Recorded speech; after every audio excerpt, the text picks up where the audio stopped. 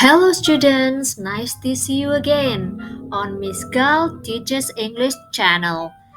Kali ini kita akan bahas passive sentence untuk simple future tense dan penggunaan modals dalam kalimat pasif.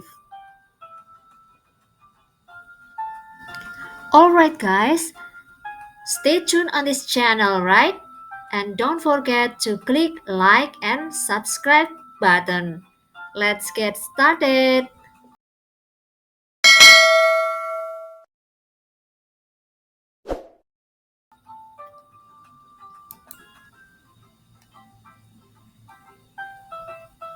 Well guys, as I mentioned before that we are going to discuss about passive voice for simple future tense and modal. So we will have future tense first, future tense discussion first, and after that we will discuss the use of modals in passive forms. Alright, so what is future tense? Apa sih simple future tense itu? Yes, untuk mengungkapkan rencana atau kegiatan yang akan dilakukan. Dalam hal ini kita akan menggunakan will untuk mengungkapkan rencana atau kegiatan yang akan dilakukan itu. So we here have example for active sentence. Kita di sini punya contoh satu kalimat. We will eat pizza. Kita akan makan pizza. So we here is subject and then will akan menunjukkan future di sini will and then eat as verb one and the last one is pizza as an object.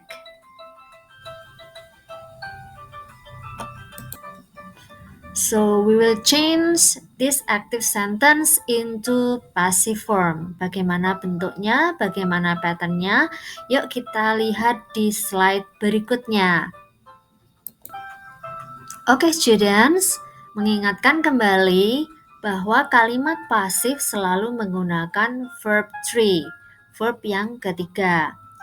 Jadi untuk kalimat pasif future tense itu patternnya subject, kemudian will be plus verb 3. Untuk lebih jelasnya, kita akan lihat beberapa contoh ya di slide berikutnya. Let's go.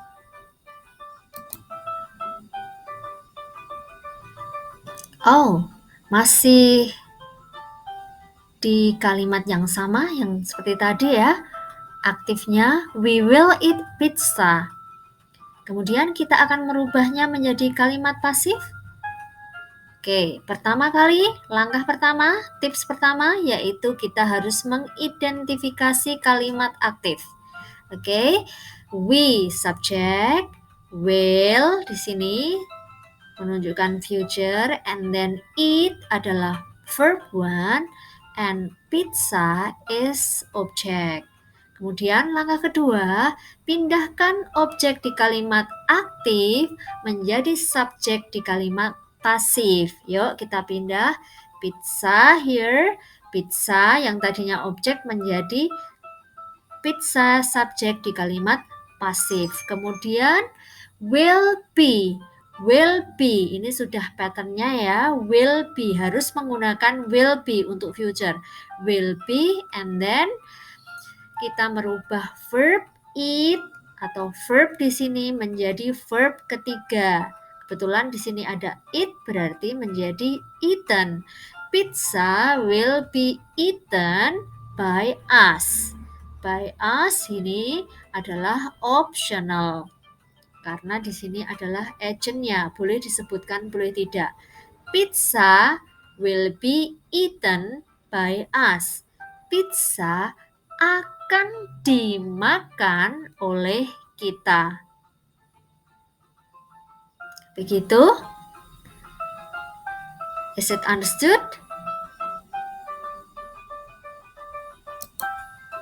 Okay, to make it clearer, we will have another example. Yuk, kita punya contoh yang lain. Aktifnya, the students will read magazines. Siswa-siswa akan membaca majalah. Ya, kita identifikasi dulu. The students adalah subjek, kemudian will, and then read adalah verb 1, and magazine objek. Kita pindahkan objeknya di depan. Oke, magazine will be, kemudian merubah read di sini verb 1 menjadi bentuk ketiga. Jadi read. Magazines will be read by the students. Majalah-majalah akan dibaca oleh para siswa. Nah, itu tadi pembahasan tentang kalimat pasif dalam bentuk simple future tense. Okay, let's move to another discussion. For the second discussion, we will have models. Kita akan membahas models, penggunaan models dalam kalimat pasif. Nah, ini adalah contoh beberapa models here. We have can, could, must, should, may, might. Jadi bentuk kalimat pasifnya seperti future tadi ada subjek, terus ditambah model di sini, terus ditambah be, and then verb ketiga. Untuk lebih jelasnya, kita akan ambil satu contoh. Oke, kita ada contoh nih kalimat aktif menggunakan model. The students must wear uniforms. Oke, artinya apa dalam bahasa Indonesia? Siswa-siswa harus memakai seragam. Nah, ini modelnya kita menggunakan must ya. Oke, kita analisa dulu. The students itu subjek, and then must itu model, kemudian wear itu verb 1, kemudian uniforms adalah objek. Kita akan merubah menjadi kalimat pasif. Oke.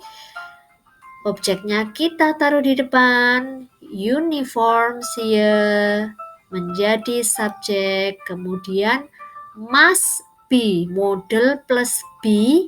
Ini sudah patternnya. Kemudian verb ketiga dari wear di sini adalah worn.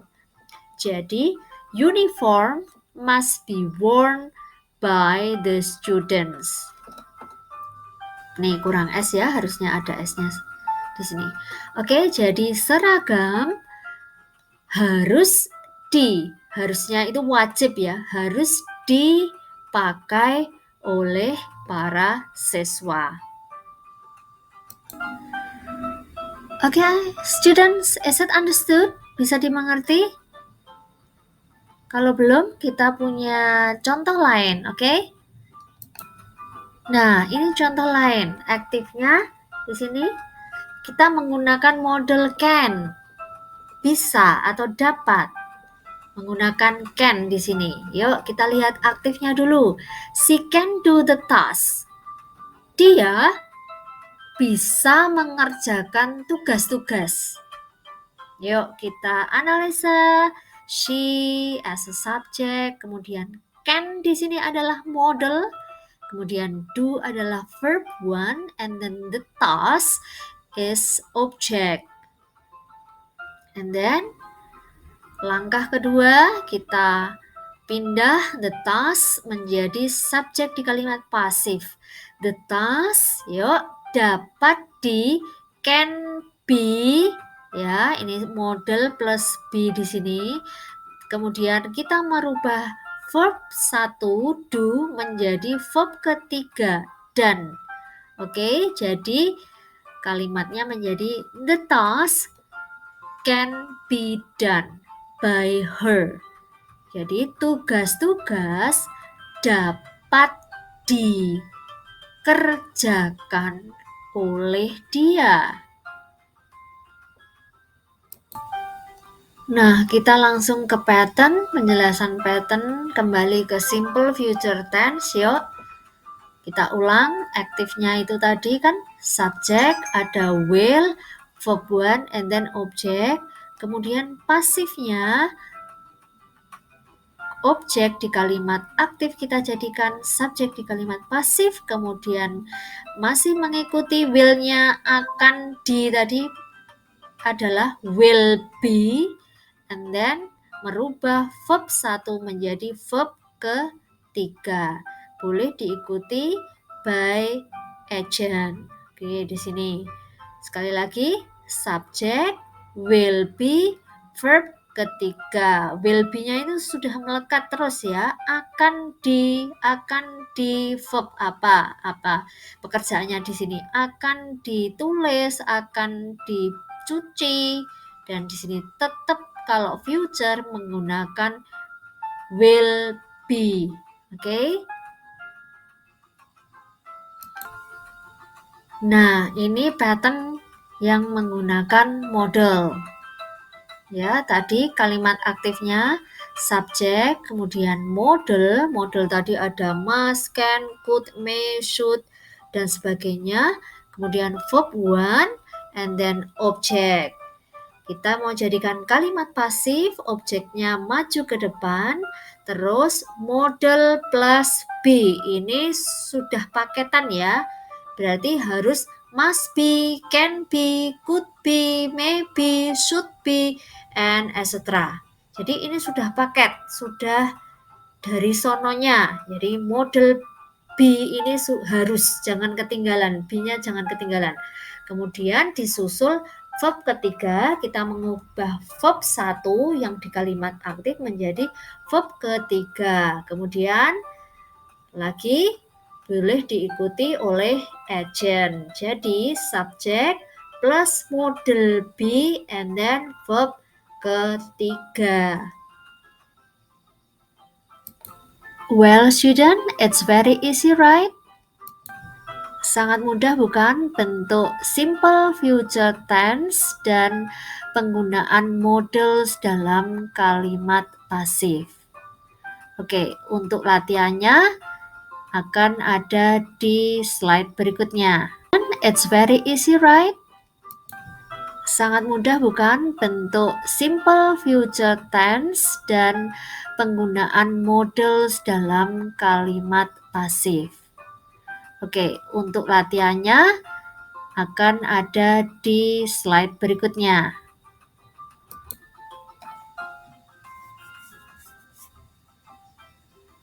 Oke, ini adalah latihan dari bentuk simple present, simple future, dan penggunaan models. Cukup 5 soal saja. Dikerjakan.